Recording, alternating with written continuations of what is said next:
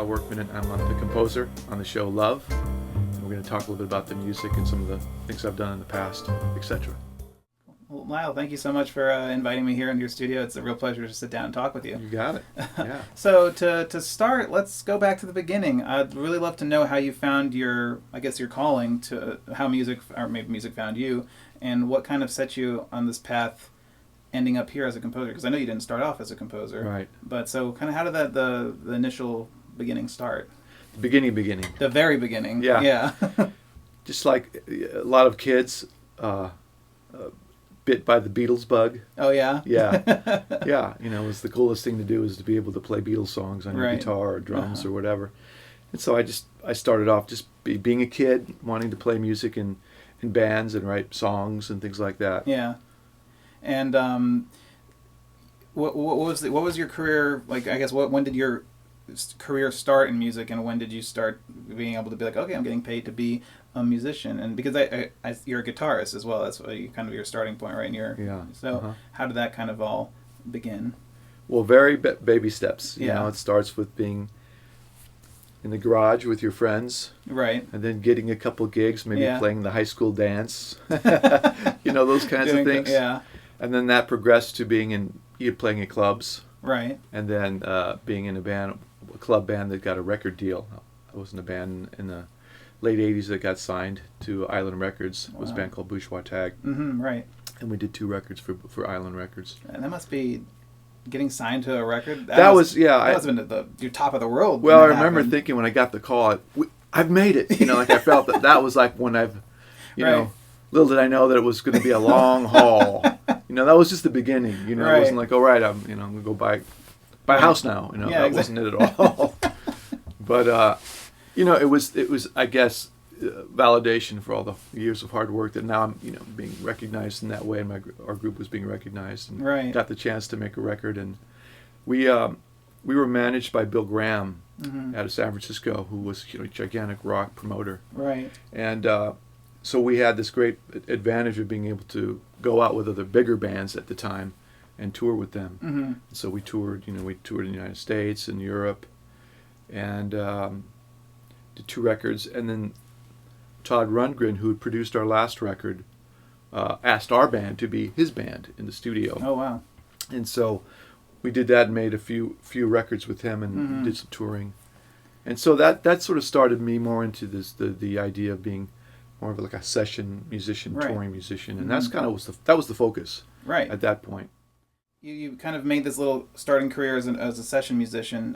When was film and television ever on the radar for you during these times, or when did it start kind of appearing or poking its way into your life and be like, oh, where is this coming from, or were you always seeking it out? It started happening on the side of being a hired gun to play on jingles, commercials, and movies, Right. working with some composers in town. So I just thought the process of making music to picture was really fun, because I've always loved movies. Mm-hmm. Always loved music and film music. Right. And my focus was more on just the playing part of it, not necessarily the composing. Although I've always written music. In the bands I've always written music I've been in. I've always had tape recorders and technology, and was always making pieces of music, instrumental music, vocal music, whatever. And my range of interests was from blues to rock to jazz, classical. So I was a big music head, what I mean? And so all those things I was doing growing up sort of helped me when I finally became a composer. Oh, to answer your question, yeah, sure. Go ahead. Sorry. So I started doing sessions for a jingle agency here in Los Angeles. I moved to Los Angeles in the mid-'90s. And where are you originally from? From Northern California. Okay, so not too far of a relocation. Not too bad. Yeah. But I didn't walk. Yeah. Just doing sessions around town, and one agency that was hiring me a lot to play on their commercials. So, well, we know you write. Why don't you try writing some of these? So started doing that, and landing some pretty big accounts. I just liked the process of those. I enjoyed it, and and then one of the sessions I was doing in town was with a producer I'd known from the Bay Area, and the central character in the band was is friends with Jon Favreau and Vince Vaughn. Okay, yeah. They were doing a film. They asked their friend to do it, and he in turn asked me to do it with him because he thought our skill sets together would yield us this good, overall wider swash of music that we can present in the film that the film required. Right. And that was a film called Made. Right. So that was my first film. Yeah, and Jon Favreau directed that. Jon Favreau, yeah. And it was just a great experience. I loved it. He brought me on to do a show he had. It was a show called Dinner for Five. Right, and they had a group of people just having dinner, and I did that. And I just really loved that. I wanted to keep it going, and but I suppose the biggest break would be kind of a chance encounter of meeting a Universal executive through another composer who needed some guitar on his personal project. Mm-hmm. So I ended up with the vice president of music in this studio. Wow. Doing him a favor, Right. and I sent him off with a CD and said, by the way, I also write music. Yeah. And compose, and here you go. That became... I thought that was the end of it. So he called me later because I really liked what I heard, and I've got this project, this movie, and I think some of your music, the style, at least some of the stuff was on your CD would fit really well. That was a movie called Kicking and Screaming with Will Ferrell and Robert Duvall. Yeah. Soccer kind of kids movie. Yeah. And one of the producers was Judd Apatow. And I think right around that time he signed a deal with Universal to direct. Right. And so due to that chance encounter, I was my name was mentioned, and I was allowed to write some music and demo a scene, and I got the gig, and that was 40-Year-Old Virgin. 40-Year-Old Virgin, which launched, your career, Judd's career, Steve Pretty Carell's much. career. That was everybody involved on that picture. Yeah, exactly. And so I was just lucky enough to be a part of that group. Wow. And from then on, Superbad and Getting the Greek and Getting Sarah Marshall and every amazing comedy dramedy in the past decade. So. Yeah, it was. Yeah, so it really was. I of course I did the work, but I really feel super fortunate that the success of those films, because a lot of times it's the success, not necessarily.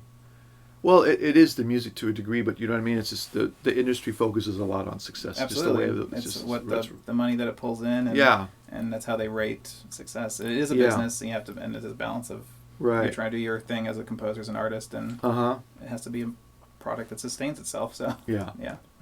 So that's pretty much how it happened. That's crazy. That's amazing.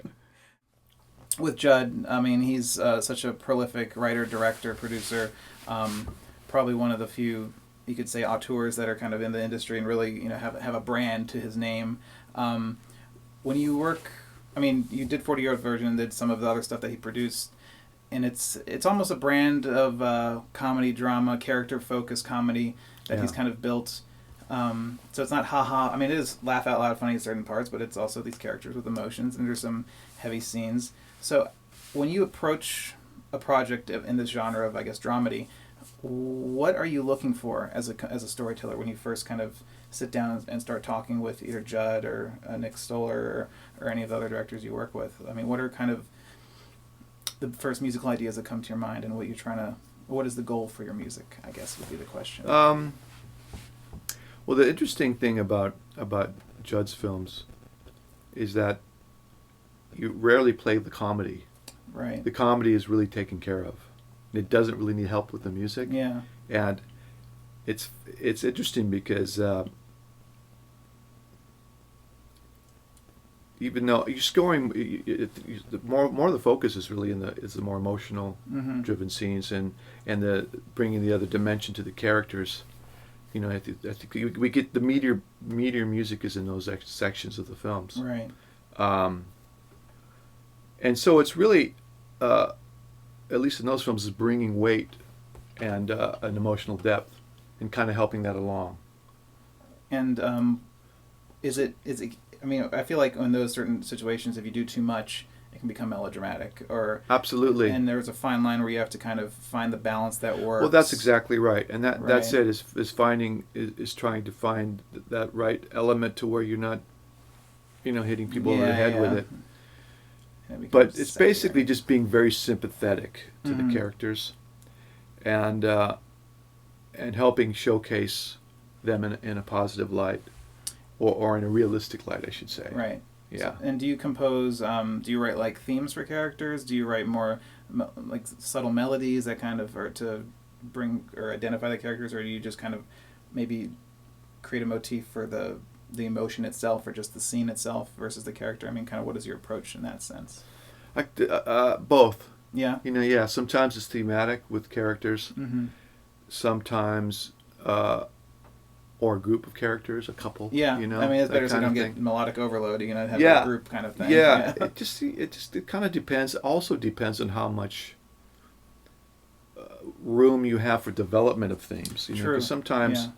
sometimes films don't have a lot of, like Judd's movies don't have tons of original score. A lot of the big montage elements happen to be songs. Right, So licensed music. that's kind of his style. Right. So if you've got a nice theme, you want to have some room to develop it. So a lot of it just depends. Mhm. You have to sort of look at the overall film and the amount of music that's going to be in it, and how a theme can be developed over time. Right. Does that make sense? Yeah, absolutely. Yeah. So when you're spotting the film, do you already know what kind of licensed music that's going to be in there? What kind of the songs he's picked already, or do you not know that? Or is it up to him and the editor to figure out? Okay, we'll use a famous song here, and then use score after that. Or do you already Yeah. kind of work? Do you have to navigate around the songs? Is that kind of Yeah, there's the music supervisor or supervisors Mhm. with in accordance with Judd, working alongside him. They those are in place usually, right? Right away, Right, Or okay. or at least placeholders. yeah? So you just know that this scene's already spoken for. Like you don't have Most to. of the time, Okay. most of the time he has a pretty good idea where he wants songs. Okay. Yeah.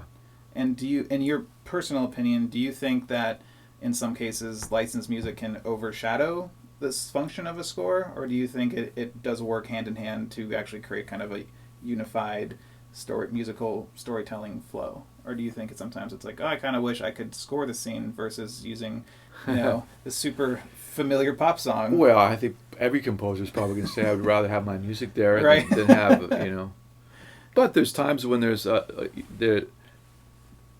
song that has so much meaning Yeah. to a lot of people, Right. and in the context of a particular scene, it's like, it could be breathtaking. Right. Yeah. Really good music supervision is great. Yeah. You know what I mean? They do. So- They kind of. I feel like everyone working in music is the unsung hero in the filmmaking industry, because people Yeah. kind of overlook it and don't realize the amount of work and decision making Oh, goes absolutely. into it. Yeah. No, I mean the amount of work. I mean, sometimes these situation where you're just trying song after song after song after song. You're trying like so many. Yeah. Just trying to find that that killer track that it just brings this familiarity to a lot of people, Right. and an emotional response that's not that that can't be done with composed music, because it definitely can. Yeah. Yeah. It just depends, It's just Yeah. I think in the case of the Apatow productions, it's kind of a stylistic thing that's it's a how Woody Allen has his sort of Dixieland jazz kind of approach. Right. You know what I mean? It's kind of a thing, Mm-hmm. and it brings a character to the project. Right. Yeah. I did want to ask, and Forgetting Sarah Marshall is one of my favorite films, like comedies, like of all time, and I love your work in it, and I love the writing and everything. Thanks. Jason Segel's character is a composer in that movie. That's right. Did you get to compose the music within the movie, or was that somebody else or something like his? You mean the Dracula musical? Well, the Dracula musical, but also the show he was composing, the drones. Yes. Oh yeah, totally. Yeah, what was it called? Criminal? Oh God, I forgot. Blind Justice? Yeah, something like that. Oh no, there was one called Blind Justice. I had to write a theme. Yeah, I did. Yeah, I did. I did So do you that. got to kind of play that SVU Law and Order type Absolutely. cliche. Yeah, So that must have been fun. it was fun. It was fun. That whole project was great. Yeah, I mean, and again, that follows in suit with character-based comedy, but also drama as well. But say something like that, which takes place in Hawaii, and now Love takes place in Los Angeles. Does that setting, a very familiar, exotic setting, whether it's Los Angeles or Hawaii, does that play into your music at all? Oh, so much. So 100%. Without bringing in flavors and textures and all that kind of thing. Yeah. We just, in the case of Forgetting Sarah Marshall, we didn't want like Hawaiian. There's enough of Hawaiian in there. We did do some songs that were sung in Hawaiian for the soundtrack. Right. But you can't help but be influenced by the region, the location.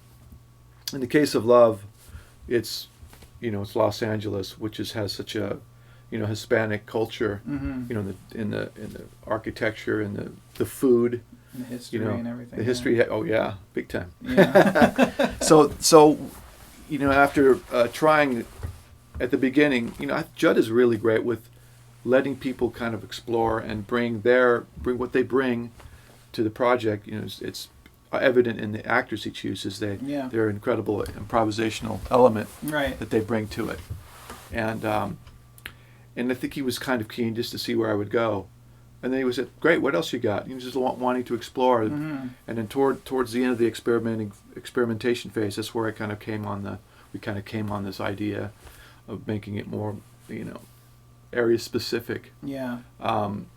But more in a melting pot fashion, like this, not straight up mariachi. Right, exactly. But it's got flavors of Mexican instruments, stringed instruments, and percussion. Right. But sort of mixed into sort of a pop sensibility, and that's kind of the music that would describe the music of Love, I think, pretty well. So when you're creating this kind of Hispanic soundscape for Love, bringing in Mexican instruments and the Mexican culture that kind of is really based in Los Angeles. Now you have that style sound for your show that you've pinned down.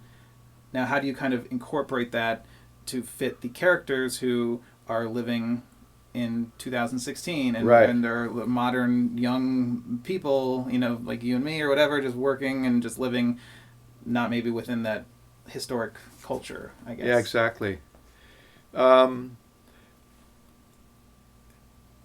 It's an impression of ethnic music. You know what I mean? Right. And the impression could be borrowing an instrument from that music to make emotional sounding music, or music that has any number of tones to it in terms of the emotional range. Right.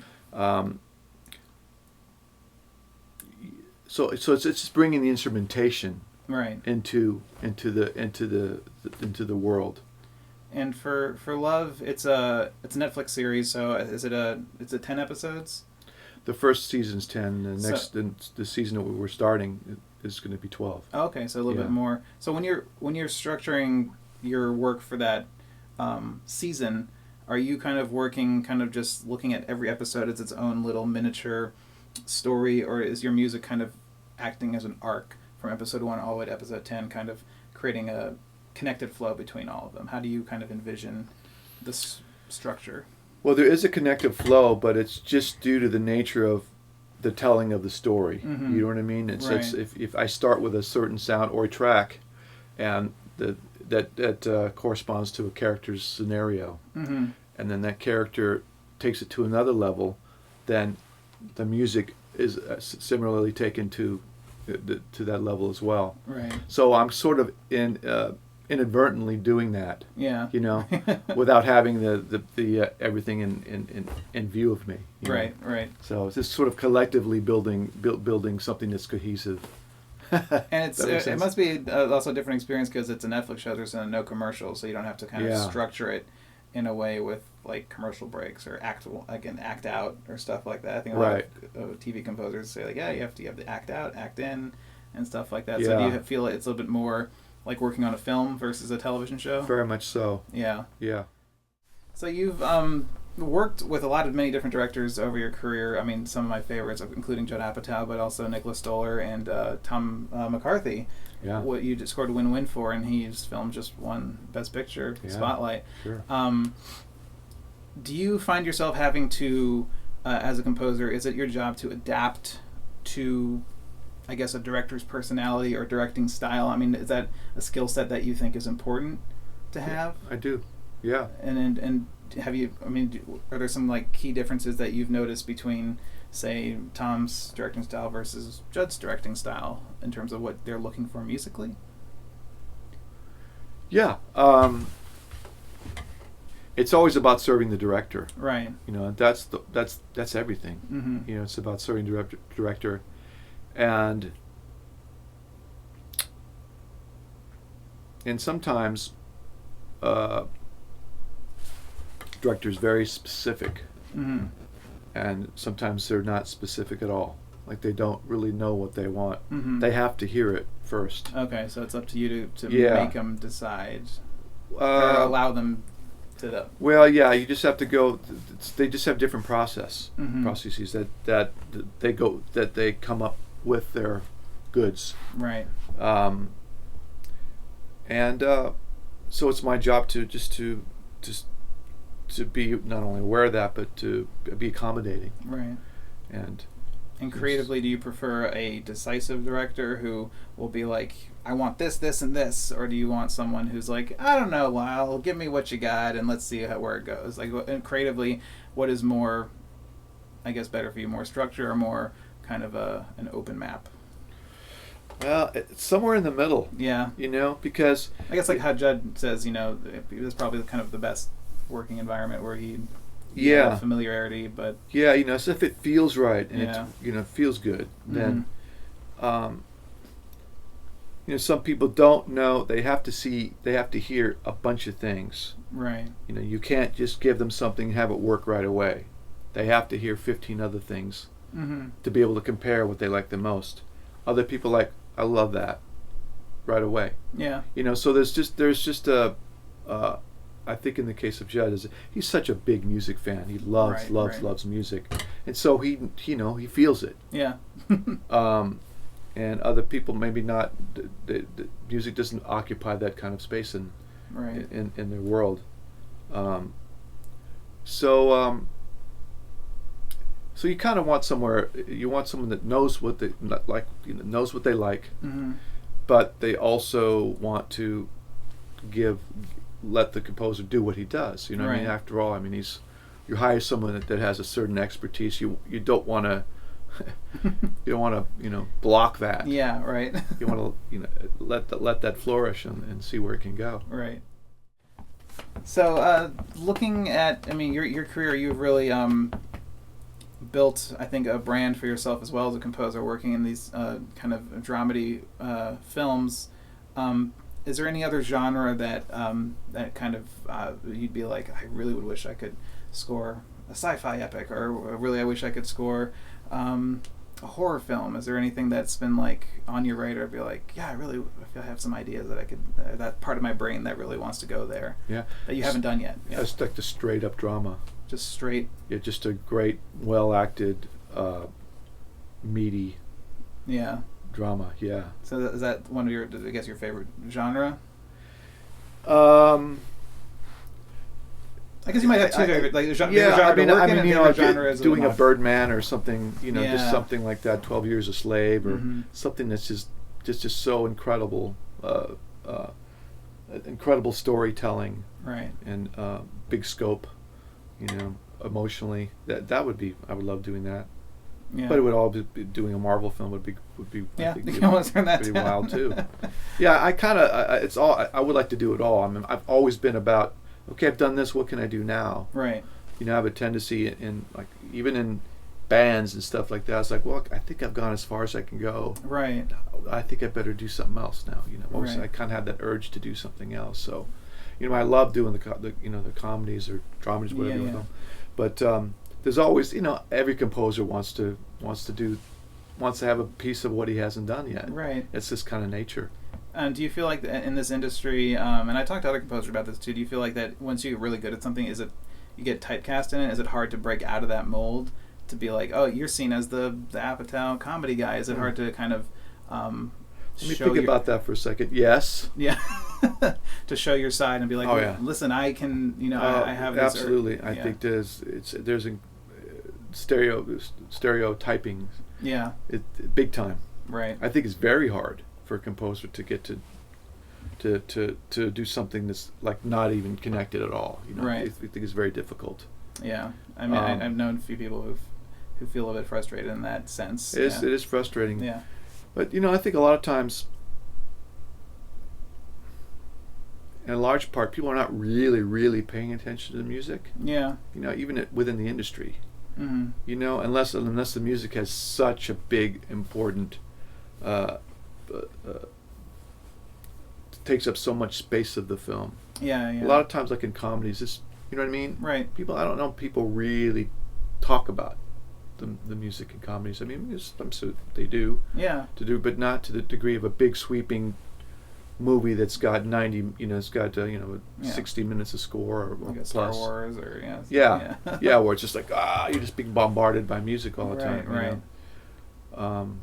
I honestly think you have the more difficult job. I think to get your point across, and I talked to other comedy composers it's such a difficult genre. I think to score well because it requires that kind of refinement or kind of being able to hold back and you're kind of doing more with like a fine point pen versus a giant brush.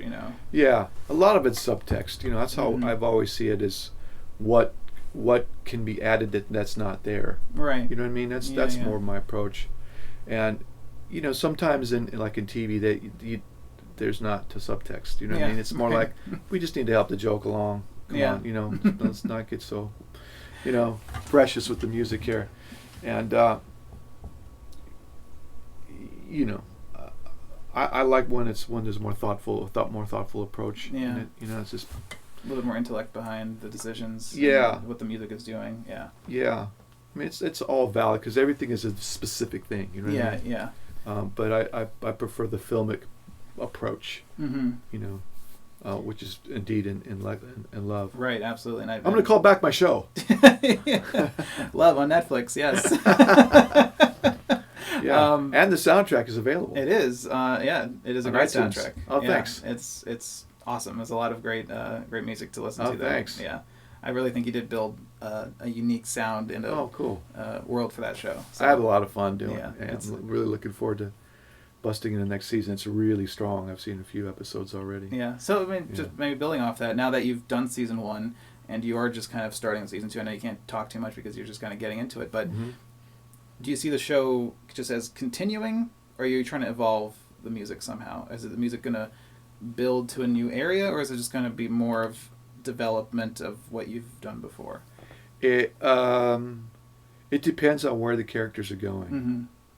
So just on their journey. It's always following them, right. And it's if they move to Japan, okay, it's probably going to sound different, right? But that's not happening. It's not happening. Yeah. They're not moving to Japan. Yet. Yeah. Yeah, it's very much. I'm just reacting to what I'm seeing. Yeah. That's my job. It's just to react. Yeah. That's it. So the music we hear is your emotional reaction. It starts there. Mm-hmm. And sometimes you get it right. Sometimes it's not right at all. And then you kind of have to craft what should be the reaction, I guess. Yeah, and that's where a good director was like, okay. Yeah. What do you think? Then you do something, and they come back and they either like or like. I don't think that you're not seeing it the right way. You're seeing it from this point of view or his point of view, not her point of view. Right. It should be more her point of view. That kind of thing. It's like okay. Well, these are good tips for me because I'm not a musician, so okay. Yeah, when you do your film, I'm writing the notes down. I think and at least in my case, I don't need musical direction. Of course, I just what do you want to say? Exactly. What is the purpose of the music in this scene? Mm-hmm. What is it? What do you want to do? Like, well, we really want to, he's being funny, but he's really hurt inside. Okay. And he's not, and you can kind of see it a little bit, but maybe we could help that. It's like, great. That's all I need to know. That's all you need. Yeah, Okay. and then you try it, and usually it's either you hit the mark or it's too much. You know what I mean? So Right. it's finding that it's like you said earlier. Yeah. It's finding that balance. Right, and that's something I think that can't really be taught. I think that's something that you have. That instinct that you have as a storyteller. Or sometimes it's having no point of view. You know what I mean? Where the music is providing a pace, but it's not necessarily leaning on one emotion or the other. You know, it's just it's anticipatory or something. You know what I mean? It's like it's that kind of it can be ambivalent. You know, in the whole process. Yeah, I love it. It's really weird because it's you're talking about music. You know what I mean? It's hard to talk about about music in that way. In that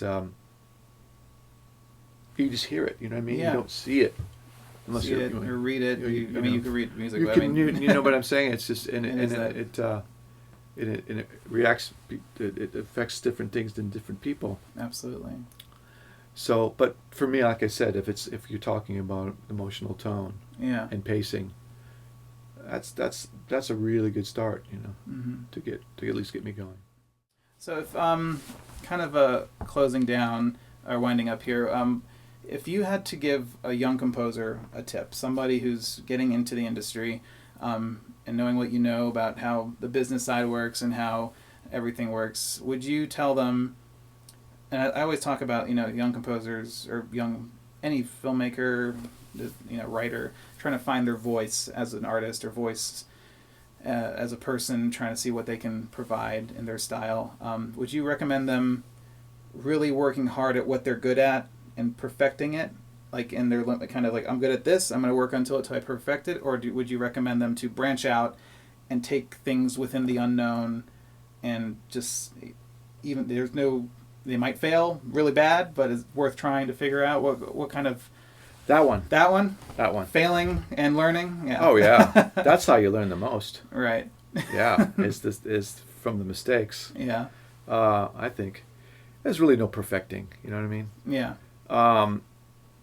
That's the thing about music. It just keeps going, but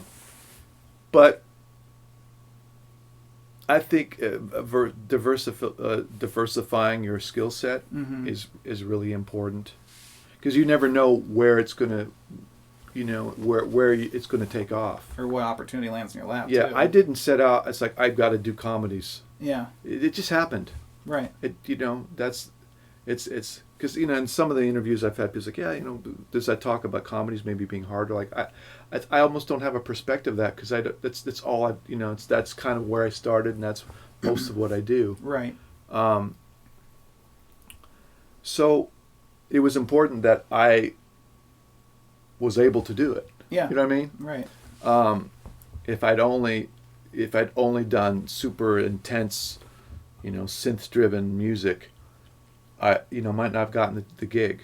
Absolutely. So I think that, you know, I had a lot of hands in lots of different things growing up, and lots of interests that I just sort of was able to get a piece of a lot of it. You know what I mean? Yeah, sort of, yeah. You know, I don't want to say jack of all trades. I'm not sure that's a great phrase, but just versatility, I think. Just being versatile and being sensitive and being able to get inside all kinds of different things and try to see how what makes that music, how it's built and how it's put together, and what makes it tick, and how you can sort of put your own spin on it. Because ultimately, if you can put your own spin on something and is accepted, well, then you sort of created something that's harder to get from someone else. Absolutely. Yeah. I think, you know, anytime someone says to a person, "Yeah, you've really got a style," or "I really like that," you know, that's something you can sort of bank on. I think. And I think that's, I mean, I think that's important. I mean, whether you're a filmmaker, a composer, costume designer, cinematographer, I think having that style that is your true voice, and I think it's important, which I think you do have, and the work that you've done has been, I think that's why you stand out too. So. Oh, thanks. I don't know. I mean, I'm too close to what I you're too close to what you do. You know, I'm more aware of what I haven't done, or what I'd like to do than what I've done. You know, you're just going to need a lot of, you're not be able to go to a lot of places in music. Right. And so don't put all your eggs in one basket, you know. That's too much. Good tip, yeah. Well, Lyle, I want to thank you so much for sitting down here. It's been such a great pleasure and so insightful to talk to you today. Well, thanks for your interest. I've had a good time. Thanks. Thank you.